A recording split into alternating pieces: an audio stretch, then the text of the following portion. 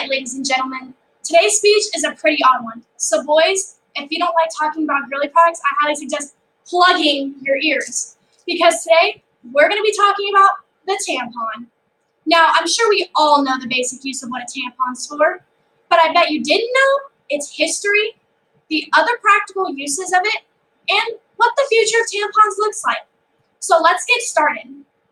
So, we have to wonder, before the modern tampon was invented, what did women use? Well, according to ThoughtCo, the earliest records of tampon use comes from ancient Egyptian medical records, where women used materials comprised of the papyrus plant. In 5th century BC, Greek women would use a small piece of lint wrapped around a piece of wood to help absorb any type of menstrual cycle. And in Rome, women in there would use wool. Now, other materials tampons were comprised of during these times included paper, vegetable fibers, sponge, grass, and cotton. But in 1929, a physician named Dr. Earl Haas patented and invented the modern tampon we use today. During this time, doctors would use cotton just to staunch secretions. And Dr. Earl Haas had the idea that maybe cotton could absorb just as well. So after a bit of experimenting, he came up with a tightly bound piece of cotton with a small string attached for easy removal. He even came out with the applicator for the tampon too, so that way women could put the tampon into place without having to touch it. This also reduced the amount of infection a woman could get and how dirty the tampon would get too. He created the brand Tampax, which we now know today. He later sold this company off to Johnson & Johnson, and they now run the brand, and it's seen as one of the most modern tampon brands that we think of today. So now that you've seen the history of a tampon, it's time to see, boys, what the other creative uses of a tampon can be. Now, because of men, women are forced to hide their tampons from the judgmental eyes of polite society. But did you guys know that you can use tampons too for everyday things? Tampons can be used to stop nosebleeds. It can be used for fire kindling if you're camping.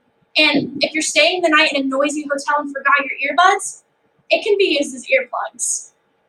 Now, according to Business Insider, tampons can be used for even more creative things, such as a candle wick for homemade candles, can be used to plug a last-minute leak, and even be used to fashion a blow dart.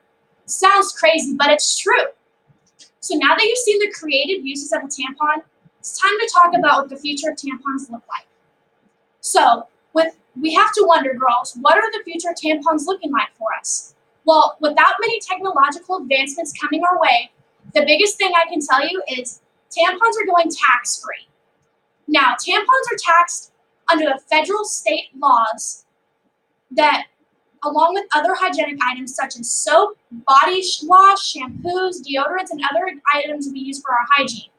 But unlike those items, women are forced to buy tampons for at least 12 times a year for 40 years of their lives. And unlike those other hygienic items, they're also considered a medical necessity. Now, in the United States, Nevada was recently one of the more recent states, including 9 other states that feature Illinois, New York, and Florida, to get rid of the tax on tampons. According to the New York Times, they did this because if tampons are considered a medical necessity, women shouldn't have to be taxed to buy them. If food's not taxed, and if we don't tax for baby products most of the time, why do we tax something that women absolutely have to be able to afford? The US isn't the first country to do this. Australia was one of the first, and countries in Africa do it too. They see that women need to be able to afford tampons, so there shouldn't be a tax to them. And if you medically need it, what's the point? So now that we've seen what the future of tampons look like, let's take a quick recap to see what you've learned. So our first point was that tampons have definitely evolved from what women used in ancient Greek and Egyptian records to what we use now.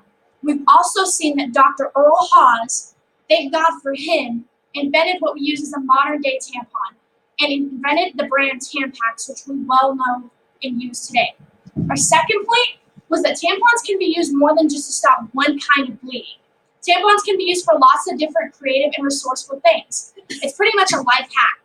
And our third point was that tampons are going tax-free because women need to be able to afford them.